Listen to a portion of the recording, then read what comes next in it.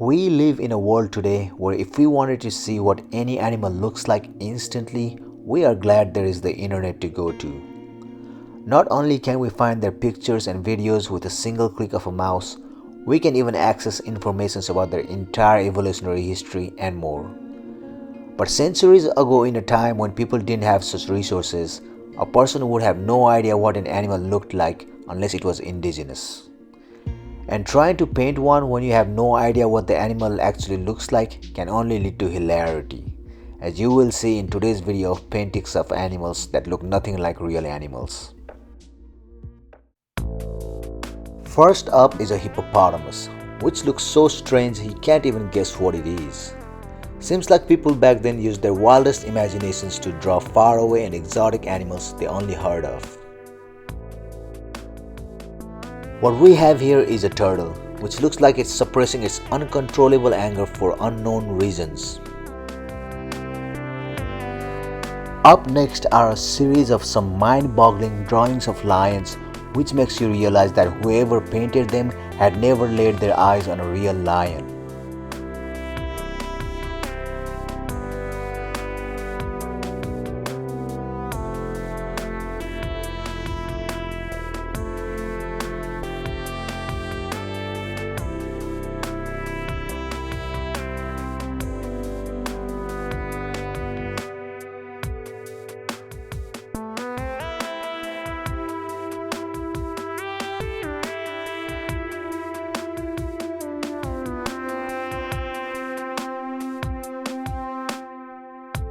Maybe there's some symbolism here, but I feel like this snail has a pig's face. Here is a painting of an owl that looks like it's been mobbed by other birds for having a human-like face. Here is another one where the owl looks like he's seen things no one would believe.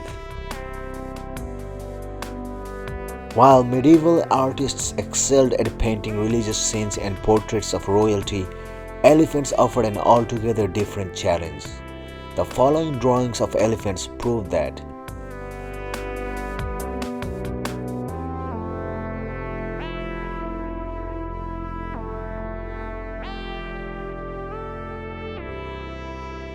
In this painting, elephants are drawn smaller than horses.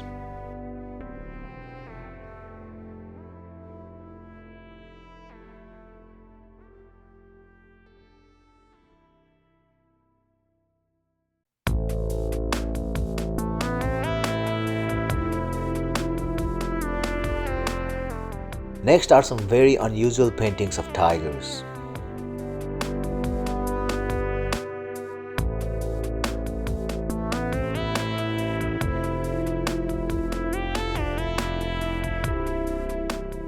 This one does kind of resemble a spider, but given that it's got a human face and is only packing 6 legs, makes you think otherwise.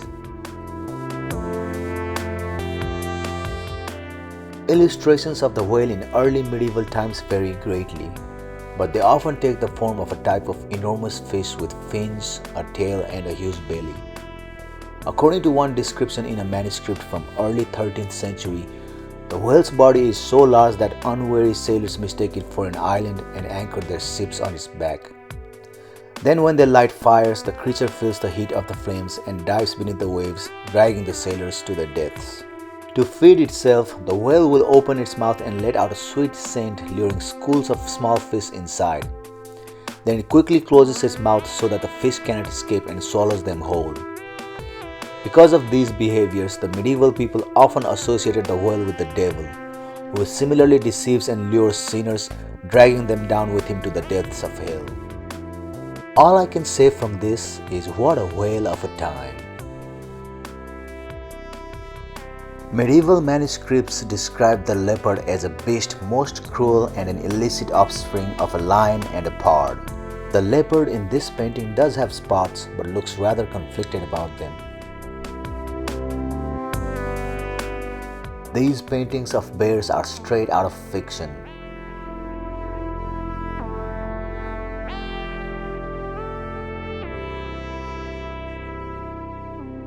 Throughout time, civilizations around the world have puzzled over how to explain the giraffe.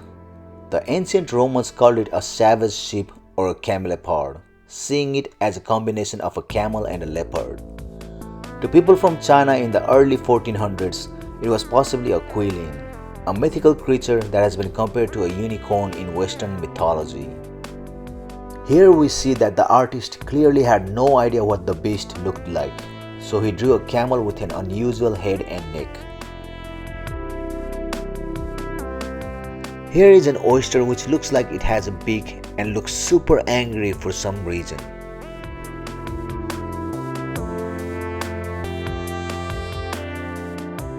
When you're using your wild imaginations to illustrate animals based solely on descriptions alone, it can often result in some animals looking nothing like their real-life counterparts, as you can see from these paintings of hyenas. The beaver's legend is one of humorous misfortune as well as bravery and sacrifice. Throughout the Middle Ages, beavers were hunted for their castor sacs, which produce castoreum, an oily substance used for medicinal purposes. During the hunt, the beaver was said to take it upon itself to bite off its testicles in order to end the chase. It reveals to the hunters that it does not have them and is spared. In a French book dating back to the Middle Ages, this beaver was drawn with a fish tail. This beaver has the strangest anatomy and it looks like it's flying through the air. There is a huge variety of images of crocodiles by medieval artists who were compelled to use their imagination. After all, one rarely encountered a crocodile where they lived. Some of them look suspiciously like a lizard, others look like dinosaurs, some have knotted tails or dog-like ears, etc.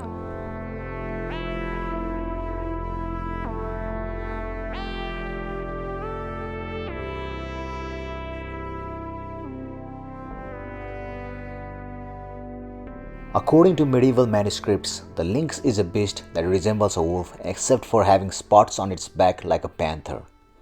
It can see through walls and the female only gives birth once. Its urine hardens into a precious stone called lapis lincurius or lynx stone that is flame-colored and similar to a carbuncle. The lynx covers its urine with sand so that humans cannot find the stone, and the stone is probably an amber. You can tell that this painting is that of a rhinoceros, but what is up with its weird skin? Centuries ago, the sloth fascinated European travelers to South America, who weren't quite sure what to make of this unfamiliar animal, as well as readers who were captivated by their written accounts. As described by a 16th century French missionary, the sloth was a little bear with the face of a baby. Here it is shown with a devilish head and body akin to a lion. It was said to use its big bushy tail to shield its young who ride on its back when fleeing a predator. The illustration here is typical of the depiction of pelicans in medieval times. The birds look nothing like the clumsy yet remarkable bird we know today, but more akin to a streamlined bird of prey. If you lived in medieval Europe where no panthers were found, your likeliest source of knowledge about such a creature would have been a bestiary. Across hundreds of bestiary manuscripts, you can find panthers, sometimes with horns and mostly polychromatic coats, sometimes spotted, sometimes striped in colors of red, green, and blue. It was said that all the animals were attracted to the sweet smell of allspice released from a panther's breath, except for the dragon. The dragon was fearful of its existence and either hides from the panther or flees in terror, deterred by the sweet breath. This woodcut from 1555 shows what appears to be people trying to capture dinosaurs on a cliff face, but believe it or not, they are meant to be walruses. Some people who had actually seen them described them as hairy whales with the longest tusks by which they hang from rock cliffs when they sleep. As with any other exotic creatures, many Western European artists and illustrators had not actually seen camels for themselves, so the depictions ranged in accuracy somewhat. Sometimes they looked like odd-looking horses with long necks, other times, as seen in this art here, they look like cats with some sort of bump on its back. Thanks for watching and don't forget to like, share, comment and subscribe.